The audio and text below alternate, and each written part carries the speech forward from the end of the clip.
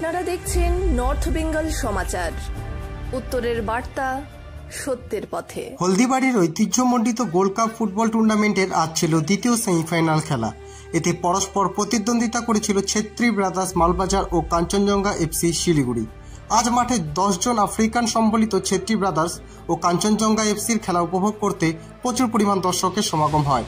নির্ধারিত সময়ে খেলা গোলশূন্য থাকার ফলে টাইব্রেকারের মাধ্যমে খেলা নিষ্পত্তি হয়, যেখানে ছেত্রী ব্রাদার্স 5-4 গোলে জয়ী হয়।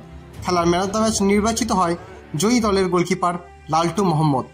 এছাড়াও প্রত্যেক দিনের মতো আজকেও হলদিবাড়ি ক্রীড়া জগতের বিশিষ্ট ব্যক্তি সম্বর্ধনা অনুষ্ঠান অনুষ্ঠিত হয়। খেলার বিরতিতে আজ সংবর্ধিত হয়েছেন হলদিবাড়ির বিশিষ্ট প্রাক্তন ফুটবলার বঙ্কিম রায়। আগামী রবিবার রয়েছে টুর্নামেন্টের ফাইনাল খেলা, যেখানে পরস্পর প্রতিদ্বন্দ্বিতা করবে ছেত্রী ব্রাদার্স মালবাজার বনাম পান্ডুয়া ফুটবল একাডেমি হুগলি।